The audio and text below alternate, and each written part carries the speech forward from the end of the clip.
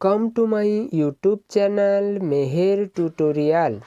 Today we will discuss about Class 6 Science Chapter 12 Electricity and Circuit Question Answer.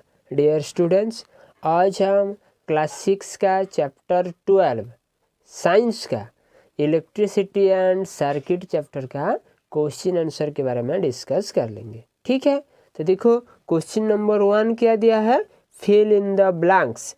हमको fill in the blanks में answer सब लिखना है। ठीक है, जैसे फर्स्ट क्वेश्चन दिया है हमारा, a device that is used to break an electric circuit is called dash. एक डिवाइस है जो कि हम यूज करते हैं इलेक्ट्रिक सर्किट में, इलेक्ट्रिक सर्किट को ब्रेक करने के लिए, उसको हम क्या बोलते हैं, उसको बोलते हैं हम स्विच। ओके, तो लिखेंगे a device that is use to break an electric circuit is called switch. एक डिवाइस जो यूज करते हैं हम इलेक्ट्रिक सर्किट को ब्रेक करने के लिए, उसको हम स्विच बोलते हैं। ठीक है, जैसे क्वेश्चन नंबर 2 में क्या है, an electric cell has dash terminals.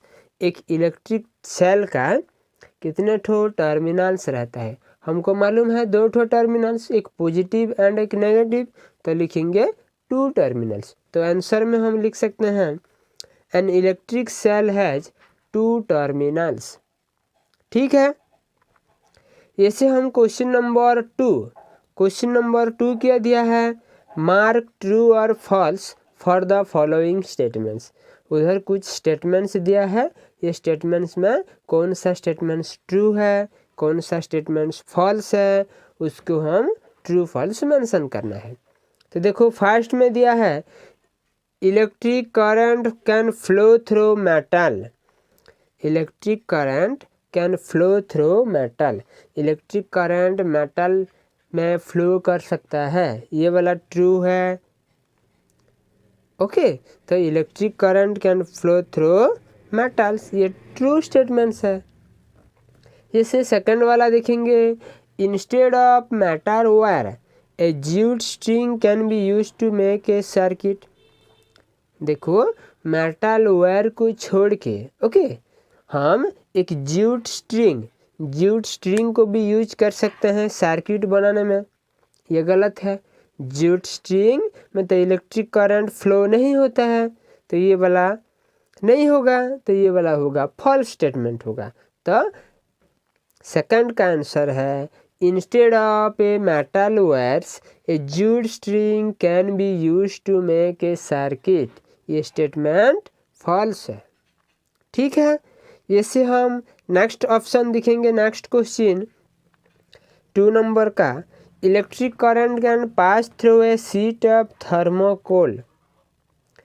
Electric current can pass through a sheet of thermocol. Thermocol के बारे में तो हम सभी को मालूम है। ओके, इधर थर्मोकोल में तो इलेक्ट्रिक करंट पास ही नहीं करता है, तो ये वाला भी एक रॉन्ग स्टेटमेंट्स है, फॉल्स स्टेटमेंट्स है। तो हम लिख सकते हैं electric current can pass through a sheet of thermocol, ये फॉल्स है, ये फॉल्स स्टेटमेंट्स है। ठीक है, जैसे क्वेश्चन नंबर 3 में हमारा क्या दिया है, देखो क्वेश्चन नंबर 3 दिया है, explain why the bulb would not glow in arrangement shown in figure. देखो ये एक फिगर दिया है, उधर एक बैटरी सेल कनेक्टेड है और एक बल्ब कनेक्टेड है, एक टेस्टर कनेक्शन है, और ये सेल का एक एंड से टेस्टर का जो मेटल कंटेंट रहता है उसके ऊपर है, और अलग वाला एंड बॉल में कनेक्शन है, और बॉल से एक वायर आया है जो कि टेस्टर का जो रबर टाइप का रहता है नॉन कंडक्टर के हिसाब से, उसके ऊपर टच है। तो उधर तो जनरली करंट ही फ्लो नहीं हो रहा है, करंट फ्लो नहीं होगा तो बल्ब ग्लो ही नहीं करेगा, तो उसको हम लिखेंगे। तो क्या लिखेंगे, देखो the bulb will not glow because the circuit is incomplete due to presence of insulator in between. देखो ये बल्ब ग्लो नहीं कर रहा है क्योंकि उधर इनकम्प्लीट है, सर्किट ही इनकम्प्लीट है, करंट फ्लो नहीं कर पा रहा है क्योंकि उधर एक इंसुलेटर यूज हुआ है। इंसुलेटर बोलने से टेस्टर, टेस्टर का होल बॉडी, एक एंड और उसका opposite and. Okay, suppose tester का हम मेटल सरफेस में टच कर देंगे वायर को तो उधर ग्लो कर सकता है। ठीक है, इसे क्वेश्चन नंबर 4 क्या दिया है? क्वेश्चन नंबर 4 दिया है complete the drawing shown in figure to indicate where the free ends of two wires should be joined to make the bulb glow। उधर एक बॉल दिया है, उधर एक बैटरी दिया है और उधर एक स्विच दिया है और स्विच से एक वायर और एक वायर, दो साइड दो ठो वायर बाहर हुआ है, तो उसको हम कंप्लीट करना है जैसे बॉल ग्लो करेगा। तो कैसे करके हम कंप्लीट कर सकते हैं? देखो, ये जो स्विच में दो ठो वायर है दो साइड, एक को हम बॉल में कनेक्शन करेंगे और एक को हम बैटरी में कनेक्शन करेंगे। तो देखो क्या लिख सकते हैं हम, उधर ऐसे ही हुआ है, एक वायर को बॉल में कनेक्शन हुआ है और एक वायर को बैटरी में कनेक्शन हुआ है। ठीक है, इसे क्वेश्चन नंबर 5 दिया है what is the purpose of using a electric switch, name some electrical gadgets that have switches build into them. हमको इलेक्ट्रिक सर्किट, इलेक्ट्रिक स्विच का यूज करने का पर्पज क्या है उसके बारे में लिखना है एंड कुछ इलेक्ट्रिकल गैजेट्स का नाम लिखना है जिसमें स्विच रहता है। ठीक है, तो क्वेश्चन नंबर 5 का आंसर में हम क्या लिख सकते हैं? देखो क्वेश्चन नंबर 5 है switch is a simple device that is used to either break the electric circuit और टू कंप्लीट इट। स्विच एक सिंपल डिवाइस है जो वाला क्योंकि हम यूज करते हैं इलेक्ट्रिक सर्किट को ब्रेक करने के लिए और तो उसको इलेक्ट्रिक सर्किट को कंप्लीट करने के लिए। ठीक है, इलेक्ट्रिक स्विच एक सिंपल डिवाइस है जिसको हम इलेक्ट्रिक सर्किट को ब्रेक करने के लिए भी यूज कर सकते हैं और इलेक्ट्रिक सर्किट को कंप्लीट करने के भी यूज कर सकते हैं। ठीक है, और देखो कुछ नेक्स्ट उधर क्वेश्चन अटैच करके दिया है, कुछ इलेक्ट्रिक गैजेट्स का नाम लिखना है जहाँ पे स्विच रहता है। तो electric gadgets that have switches build into them are, कौन कौन सा ऐसे गैजेट्स है जहाँ पे स्विच उधर मैड होके ही रहता है? Microwave, fridge, rice cooker, automatic electric iron, toaster, ये एट्सेट्रा, ये सब में इलेक्ट्रिक गैजेट्स है।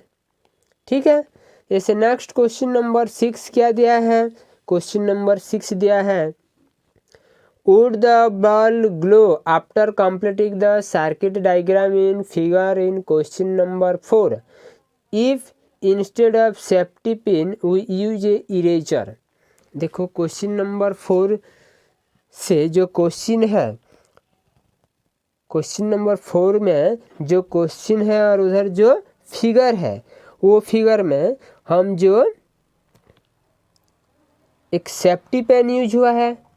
ठीक है, सेफ्टी पिन जो हमारा स्विच के हिसाब से सेफ्टी पिन यूज हुआ है, ये सेफ्टी पिन के जगह में उधर हम एक इरेजर यूज करने से बल्ब ग्लो करेगा क्या बोलकर क्वेश्चन में पूछा है। ठीक है, तो देखो इरेजर तो इलेक्ट्रिक करंट फ्लो नहीं होता है इरेजर में, तो ये इंसुलेटर है तो ये नहीं होगा। तो क्या लिखेंगे हम क्वेश्चन नंबर 6 का answer? No, because eraser is insulator. ठीक है, इलेक्ट्रिक करंट फ्लो नहीं होगा, दैट मीन्स बल्ब ग्लो नहीं होगा। ओके, क्योंकि इरेजर एक इंसुलेटर है। जैसे क्वेश्चन नंबर 7 क्या है? Would the bulb glow in circuit shown in figure, would the bulb glow in circuit shown in figure. जो फिगर में दिया है बल्ब ग्लो हो रहा है क्या सर्किट में? नो, बल्ब ग्लो नहीं हो रहा है, तो आंसर में लिखेंगे हम नो।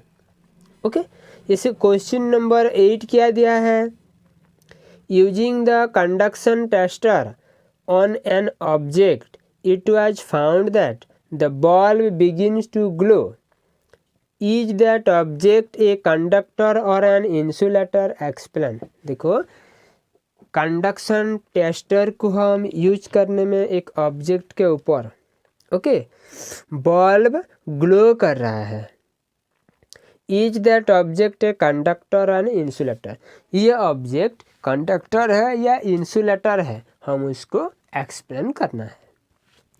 ठीक है, तो देखो क्वेश्चन नंबर 8 क्या है, उसका answer, that object is conductor because electricity can pass through only a conductor and not through an insulator, as per the question.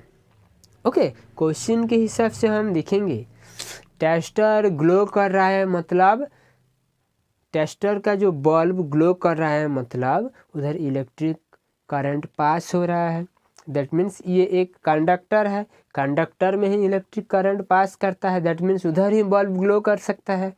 Okay, insulator में तो बल्ब ग्लो ही नहीं करेगा, तो हम लिखेंगे जो ऑब्जेक्ट था उधर वो वाला कंडक्टर है, क्योंकि इलेक्ट्रिसिटी कंडक्टर में ही फ्लो कर सकता है, पास कर सकता है, इंसुलेटर में नहीं।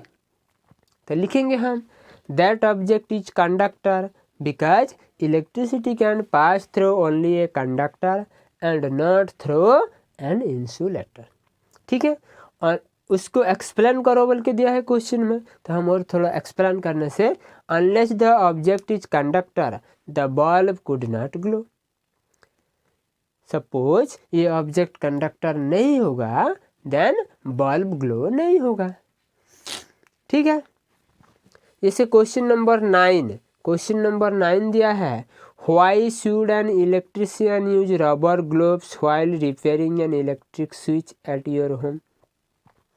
देखो, जब जो कौन सा भी एक इलेक्ट्रिशियन हमारा स्विच, इलेक्ट्रिक स्विच रिपेयरिंग करने के लिए आता है और रिपेयरिंग करता है, वो टाइम में उसका हैंड में रबर का ग्लोव पहनता है। क्यों ऐसे करता है, देखो तो लिखेंगे हम, the rubbers glove are insulator, क्योंकि रबर ग्लोव्स इंसुलेटर्स है, जहाँ पे इलेक्ट्रिक करंट पास नहीं करता है, जिसके वजह से इलेक्ट्रिक शॉक से इलेक्ट्रिशियन बच जाता है।